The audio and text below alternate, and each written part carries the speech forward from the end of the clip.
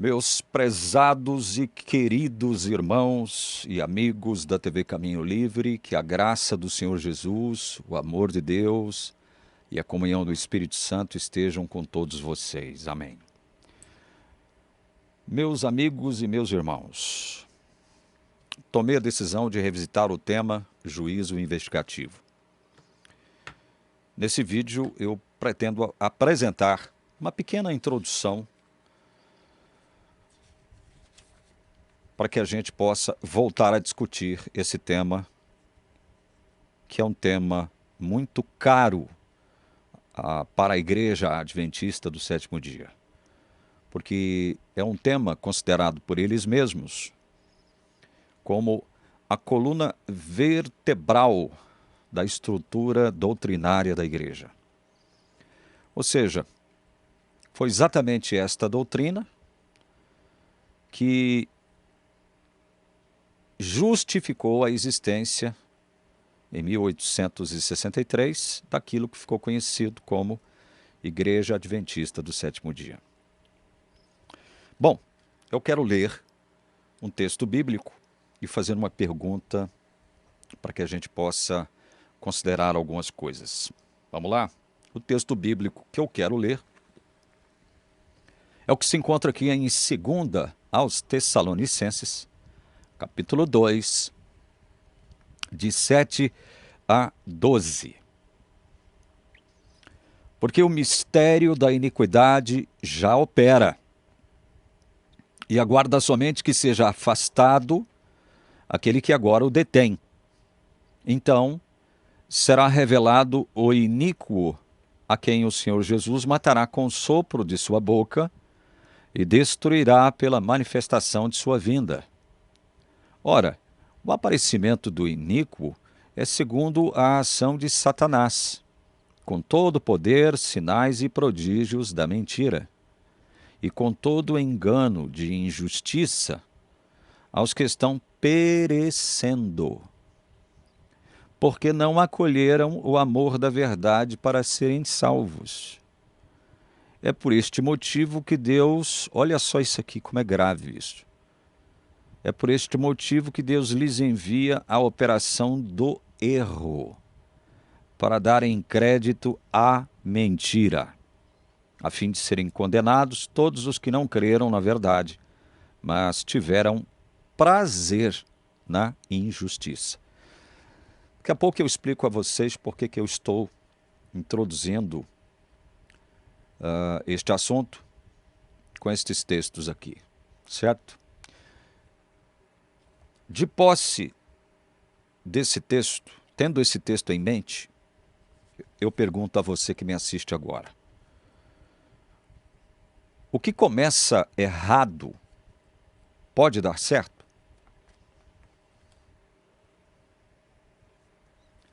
Pare e pense.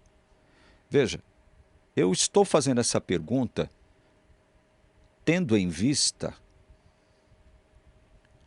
o foco no âmbito espiritual, baseado naquilo que a palavra de Deus afirma ser a verdade acerca do Evangelho de Jesus Cristo. Então, é tendo o foco neste assunto.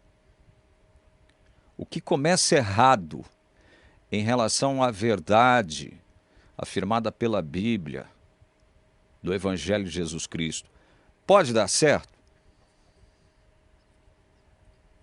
Por que eu também estou fazendo essa pergunta? Simples. Porque a Igreja Adventista começou com o erro. Foi o erro que gestou, que gerou, que produziu a existência da Igreja Adventista do Sétimo Dia. Eu não me lembro mais de um pensador, eu não sei se foi Agostinho ou Tomás de Aquino, que chegou a dizer... não foi nenhum dos dois, foi o filósofo alemão Goethe, abre aspas para ele, algumas pessoas não abdicam do erro porque devem a ele sua existência. Fecha aspas, para o filósofo Goethe. A Igreja Adventista começou com erro. E ela não pode abdicar desse erro porque deve justamente a esse erro a sua existência. O que gestou a Igreja Adventista foi um erro. Um erro. Agora pare e pensa o seguinte, olha. A Igreja Adventista, em meados da década de 1950, por volta mais ou menos de 1955, entre 55 e 59, a igreja se viu pressionada a estudar, a avaliar, a analisar os erros de interpretação sobre o livro de Daniel mantidos por sua teologia. Ela se viu pressionada a fazer isso. Depois de muitos anos de protelamento, ela se viu pressionada a estabelecer uma comissão composta por 27 entre os seus melhores teólogos do mundo inteiro para analisar os problemas com a interpretação tradicional que a igreja mantinha sobre o livro de Daniel. Vejam só como isso é interessante. Ou seja, ao longo de sua existência, a partir de 1863, a igreja se viu envolta com muitas objeções produzidas por alguns teólogos eminentes que não concordavam mais com a interpretação tradicional da Igreja Adventista sobre Daniel, sobre o livro de Daniel como um todo. Essas pessoas começaram a raciocinar, a analisar, a estudar a Bíblia de forma livre, obedecendo a critérios hermenêuticos válidos, para se produzir uma exegese também acurada sobre o tema. Especialmente sobre o livro de Daniel como um todo. Teólogos eminentes da igreja começaram a pressionar a igreja por conta desses erros de interpretação, desses critérios interpretativos aplicados sobre essa questão de Daniel 8,14, que culminou com a construção da doutrina infame chamada, batizada por Tiago White como juízo investigativo. Então, ela foi protelando isso e foi simplesmente demitindo esses teólogos que estavam contestando a sua interpretação tradicional sobre o livro de Daniel. Então, em meados da década de 50 do século XX, ela se viu muitíssimo pressionada a analisar os erros de interpretação mantidos por sua teologia ao longo dos anos sobre o livro de Daniel como um todo. Procurado pelo Dr. Desmond Ford, em meados da década de 50, Dr. Raymond Cottrell reconheceu haver problemas com a interpretação tradicional adventista quanto ao livro de Daniel, mais especificamente sobre Daniel 8,14. Ainda que o Dr. Raymond Cottrell não concordasse com Desmond Ford em todos os aspectos de sua abordagem negativa do juízo investigativo, também ele, Dr. Cottrell, reconhecia haver sérios e graves problemas com a interpretação tradicional adventista de Daniel. Inspirado por esse encontro com Desmond Ford, Dr. Raymond Cottrell sugeriu à Associação Geral a criação de um comitê de estudos sobre os problemas de Daniel. Os problemas com a interpretação tradicional mantida pela igreja sobre o livro de Daniel. Então, para começo de conversa, quando a gente procura falar de juízo investigativo na igreja adventista ou sobre a igreja adventista, a gente tem que eu acho interessante a gente começar por aí. Por aí como? A própria igreja foi forçada a reconhecer que havia problemas com a sua interpretação tradicional de Daniel, especificamente Daniel 8,14. Ela reconheceu isso. Ela foi obrigada a reconhecer isso, foi pressionada a reconhecer isso. Ela demitiu muitos teólogos que começaram a objetar o seu ensino baseado nessa interpretação falaciosa de Daniel 8,14. Ela demitiu muitos teólogos, pastores, líderes, perdeu muitos membros por conta disso. Quem fala sobre isso, que eu estou acabando de falar agora, foi o próprio doutor Desmond Ford, no seu trabalho, que eu tenho aqui em mãos, a cópia. Isso aqui, ó. Daniel 8,14. O dia da expiação e o juízo investigativo. Estou traduzindo, tá? Esse trabalho aqui. Eu tirei uma cópia do original que o Elias possui em sua casa. O próprio Dr. Ford fala sobre isso. Agora analisemos o seguinte, olha aqui. Com relação àquele pequeno grupo de desapontados que se reuniu no dia seguinte ao desapontamento. Nós sabemos, nós que conhecemos a história do Adventismo, sabemos que existiu um grupo de desapontados que no dia seguinte procurou se reunir, na casa não sei de quem, para analisar, avaliar onde foi que eles erraram. Onde foi que eles erraram? E um dos convidados para essa reunião foi o ilustre desconhecido Hiram Edson, que ao se dirigir para essa reunião, no dia 23 de outubro de 1844, atravessando um milharal, teve uma visão. Muitos dizem ter sido um insight. Para mim não importa se foi visão, se foi insight. O que importa é saber o seguinte, segundo a Igreja Adventista, esta visão ou este insight foi produzido por quem? Se originou por meio de quem mesmo? A Igreja, com toda certeza, vai dizer que esse insight ou essa visão, a teologia hoje não quer admitir, a teologia adventista não quer admitir que foi uma visão, que Hiram Edson teve uma visão. A igreja, a sua teologia vai dizer que foi apenas um insight. Ok, a pergunta que eu faço é o seguinte, visão ou insight, o que produziu isso? Que espírito produziu isso? Foi o Espírito Santo? Ou foi outro espírito que produziu este insight? Ou visão, coisa com a qual vocês não concordam. Estou falando vocês, adventistas.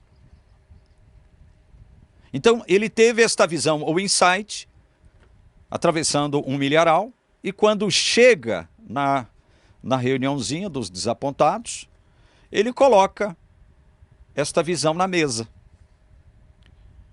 E todos aceitam as explicações oferecidas por Hiram Edson, com base nesta visão ou insight, acerca do que realmente havia acontecido no dia 22 de outubro, no dia anterior.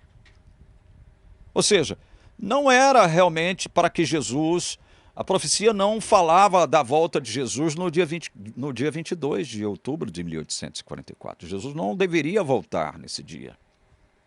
O que supostamente havia acontecido, segundo Hiram Edson, era que Jesus estava deixando um ministério num suposto lugar santo do santuário celestial e assumindo um outro aspecto do seu ministério, o ministério de juízo, no compartimento santíssimo do santuário celestial. Eu estou resumindo a coisa. Então, sabe o que eu percebo aí, diante desse fato histórico? O que se percebe, meus queridos irmãos, é que aquele pequeno grupo de desapontados que se reuniu no dia seguinte ao desapontamento não conseguiu se desvencilhar por completo das premissas falaciosas elencadas por Guilherme Miller e seus adeptos acerca dos princípios e critérios interpretativos adotados por eles, que culminaram na data de 22 de outubro de 1844. Aquele pequeno grupo que se reuniu no dia seguinte não se desvencilhou de alguns pontos que foram estabelecidos como critérios de interpretação por Guilherme Miller e seu grupo. Quais são esses pontos? Quais são esses critérios? Por exemplo, o princípio dia-ano. Eles continuaram advogando esse princípio dia-ano. O entendimento de que tarde de manhã, isso eu estou falando acerca de Daniel 8,14. A expressão tarde de manhã, para eles, continuava significando um dia de 24 horas. As 2.300 tardes e manhãs, este número 2.300, significariam 2.300 anos que supostamente teriam começado em 457. Eles mantiveram isso. A única mudança foi no conceito, foi relacionada ao conceito de santuário, porque Guilherme Miller interpretou o santuário ali mencionado em Daniel 8,14 como sendo a terra. Então a única coisa que mudou na interpretação desses desapontados que se reuniram no dia após o desapontamento, dia 22 de outubro, foi a questão do santuário, agora não mais identificado como a terra, e sim como o santuário real, primeiro na terra e depois no céu. Mas o certo é que esse grupinho de desapontados, eles não se desvencilharam desses critérios interpretativos que culminariam na criação, na elaboração de um novo erro, de uma nova mentira. Mentira esta, batizada por Tiago White, se não me engano, em 1846 ou 47, não me lembro mais exatamente o ano, de juiz investigativo. Um abismo chama outro abismo, diz a Bíblia. O que começa errado tem boas probabilidades, esmagadoras probabilidades de dar errado. O que começa errado dificilmente dará certo. Alguma coisa errada não está certa. Ou certa. Não é verdade? Por isso é que eu li aqui, meus queridos. Eu li aqui esse trecho de Tessalonicenses, capítulo 2, que eu leio de novo para vocês a partir do verso 9 até o verso 12. Ora, o aparecimento do iníquo é segundo a ação de Satanás, com todo o poder, sinais e prodígios da mentira. E com todo o engano de injustiça, aos que estão o quê? Perecendo. Perecendo. Veja, Satanás, ele opera com poder, sinais e prodígios da mentira e com engano de injustiça sobre os que estão perecendo. Ele não consegue fazer isso tudo aqui com os eleitos, com os escolhidos, com os verdadeiros filhos de Deus.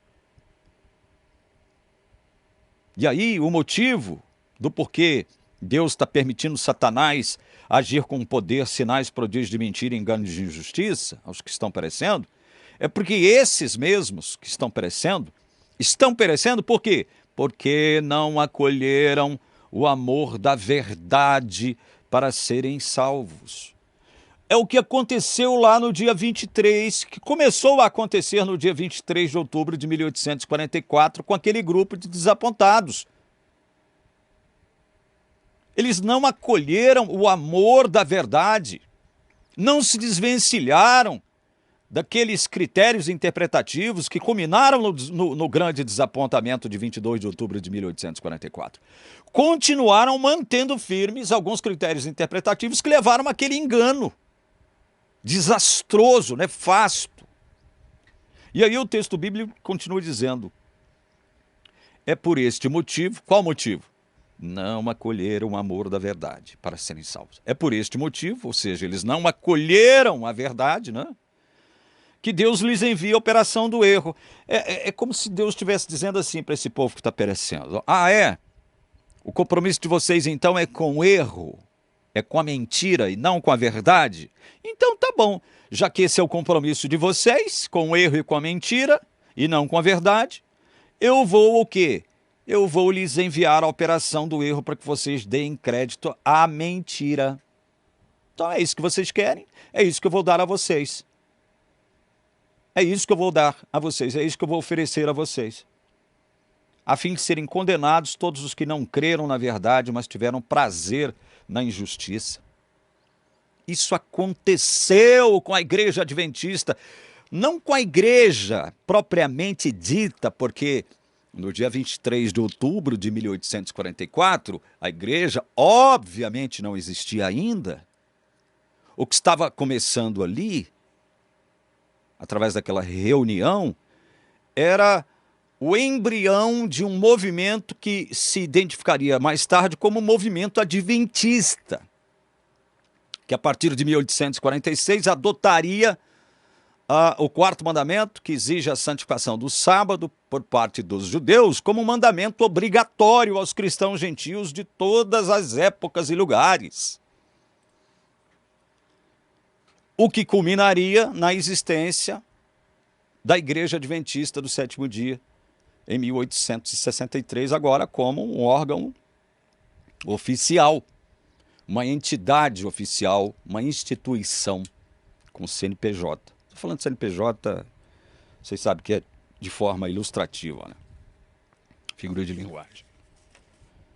Então, meus queridos, a igreja começou com erro e não se desvencilhou daqueles critérios que produziram esse grande erro. E de um erro grotesco, que acabou por desapontar muitíssima gente, eles construíram outro erro, tão ou mais grave que o erro anterior.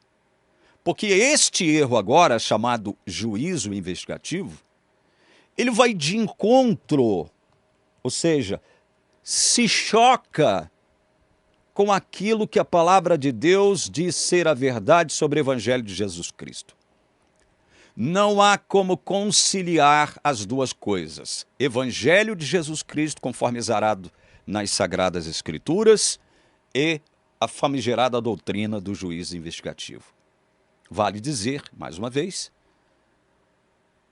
aquilo que eu tenho dito há muito tempo aqui, desde 2017, na TV Caminho Livre, que esta doutrina é sustentada unicamente pela Igreja Adventista do Sétimo Dia. Ninguém na história da teologia cristã advogou algo parecido ou algo próximo a um juízo investigativo. Então, uma das primeiras coisas que quem não conhece a história da igreja precisa tomar conhecimento é de que a própria Igreja Adventista designou um comitê composto por 27 teólogos, os mais proeminentes teólogos da igreja da época, a avaliarem, a estudarem os problemas com a sua interpretação sobre o livro de Daniel, especificamente sobre Daniel 8,14. E ele me disse, até 2.300 tardes e manhãs, e o santuário será purificado. Se a igreja reconhece que há problemas na sua interpretação acerca desse assunto, a própria igreja reconhece, por que cargas d'água que eu agora tenho que me submeter à autoridade desta igreja com relação a este assunto? Se ela mesma reconheceu a falácia desses critérios interpretativos, a falácia envolvida, né, nesses critérios interpretativos que produziram essa doutrina de juízo investigativo. Aí, meus queridos, a minha mente se volta para os teólogos de hoje, não só os do passado, mas os de hoje também. Por que isso? Por que a minha mente se volta para os teólogos adventistas? Porque o Dr. Cottrell, ele, como eu disse aqui na introdução desse vídeo, ele sugeriu a criação desse comitê para estudos dos problemas sobre Daniel. E ao se designar lá os 27 scholars, ou os 27 teólogos que fariam parte desse comitê, ele elaborou 6 perguntas fundamentais que os teólogos teriam que responder. Elas estão aqui em inglês, eu vou tentar traduzi-las. Meu inglês não é lá essas coisas, mas dá para o gasto. Então, o Dr. Raymond Cottrell, que foi aquele que sugeriu a criação desse comitê de estudos sobre os problemas de Daniel, não é um problema do livro, os problemas com a interpretação tradicional da Igreja Adventista sobre Daniel. Ele elaborou 6 perguntas. São elas. Primeira pergunta: What linguistic basis is there for translating Nitsadak as cleansing? Que base linguística existe para traduzir Nitsadak como purificação? Nitsadak é a palavra aramaica que aparece, hebraica, hebraica, que aparece em Daniel 8,14, traduzida como, na nossa língua, como purificação. E até 2.300 tardes e manhãs e o santuário será purificado. A palavra hebraica que aparece lá é Nitsadak. Vale lembrar que é só ali, neste versículo, que esta palavra aparece, Nitsadak. Segunda pergunta elaborada pelo Dr. Raymond Cottrell aos 27 teólogos do comitê. Why did the translators of the Septuagint render Nitsadak as katarizo, which does mean cleansed in Greek? O que fez os tradutores da Septuaginta traduzirem Nitsadak como katarizo, que em grego significa purificado? O que foi que os tradutores da Septuaginta fizeram para traduzir a palavra Nitsadak como purificado? No grego, katarizo. Vamos à terceira pergunta. What is the relation of Nitsadak to its context in verses 9 to 13? Então, qual é a relação da palavra Nitsadak com o seu contexto dos versículos 9 ao 13? Qual é a relação? Quarta pergunta que os teólogos teriam que responder. How would you render Nitsadak in terms of its context? Como é que vocês do comitê traduzem Nitsadak em termos do seu contexto? Já especificado anteriormente por ele aqui, né? De 9 a 13. Versículos de 9 a 13 de Daniel 8. Então esta foi a quarta pergunta. A quinta pergunta, elaborada pelo Dr. Raymond Cottrell, foi: What linguistic or contextual reasons can you suggest for applying Nitsadak to the services of the Day of Atonement and thus to the investigative judgment beginning in 1844? Essa pergunta é longa, mas é uma outra pergunta que o Dr. Cottrell estava exigindo razões dos teólogos, né? Qual linguística ou contextual razão, ou razão linguística ou contextual, vocês podem sugerir, essa pergunta é para os teólogos, para aplicarem Nitsadak ao dia da expiação, conforme relatado lá em Levítico 16, né? E também ao juízo investigativo começando em 1844. Veja, qual razão ou quais razões linguísticas ou contextuais vocês podem sugerir para fazer essa aplicação de Nitsadak, como se referindo primeiro ao dia da expiação, depois ao juízo investigativo, começando em 1844. Os teólogos teriam que responder essa pergunta. Sexta e última pergunta que os teólogos da comissão teriam que responder. What reasons other than language and context would you suggest for applying Nitsadak to the service of the Day of Atonement and thus to the investigative judgment beginning in 1844? Pergunta, a última pergunta. Que outras razões, além da língua e do contexto, vocês poderiam sugerir para aplicar Nitsadak ao dia da expiação e ao juízo investigativo começando em 1844? Ou seja, critérios como linguagem e contexto haveria, além desses critérios de linguagem e contexto, alguma sugestão para aplicar Netzadak, palavra traduzida no nosso português para purificado, por conta da Septuaginta, que traduziu Netzadak, do hebraico Netzadak, para o grego catarismo. Então, essas 6 perguntas foram as perguntas básicas que os teólogos que faziam parte desse comitê teriam que responder. É óbvio que eu não vou entrar aqui em detalhes acerca do que alguns desses teólogos disseram e acerca do que eles responderam, né, com base nessas perguntas, mas o fato é que este comitê ficou reunido por 5 longos anos, meus queridos irmãos. 5 longos anos. E após 5 longos anos, eles encerraram os trabalhos desse comitê, sem, evidentemente, apontarem uma data na qual eles retornariam a avaliar e a estudar os problemas de interpretação da Igreja Adventista quanto a Daniel 8,14, Daniel como um todo. Então, depois de 5 longos anos, eles não apresentaram nenhum relatório acerca dos estudos, acerca das questões debatidas e discutidas pelo próprio comitê. Eu posso adiantar para vocês, com base no relato do Dr. Cottrell, contido aqui no livro, que muitos deles, a maioria, sugeriu, sabe o quê? Olha o absurdo. Vamos fazer o seguinte, vamos simplesmente deixar de lado essas questões e vamos fazer de conta que esses problemas não existem. Isso foi sugerido pela maioria dos teólogos que compunham aquele comitê.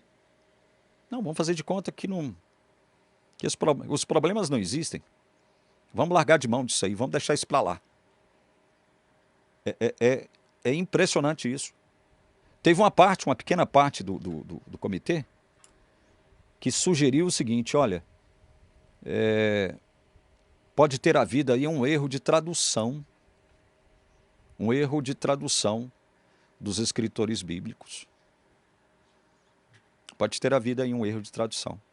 Agora imagina você basear a criação de uma doutrina tão perniciosa quanto essa de juiz investigativo com base num erro de tradução.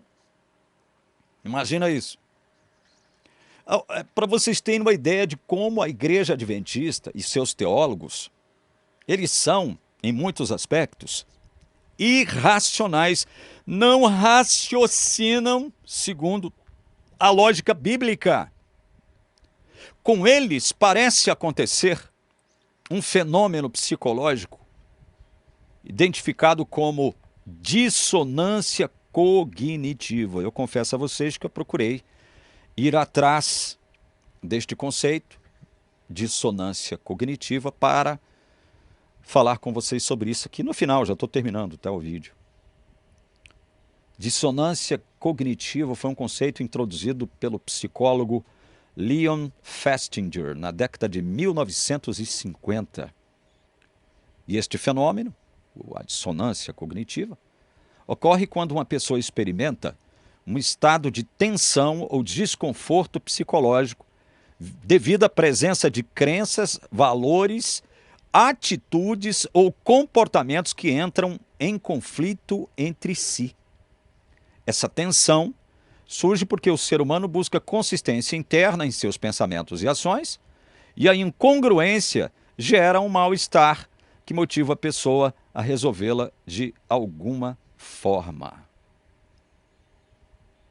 Gente, e é exatamente isso que acontece com a mentalidade dos teólogos adventistas na atualidade, que insistem em se manterem agarrados aos mesmos critérios interpretativos adotados por Guilherme Miller e seu grupo, que culminou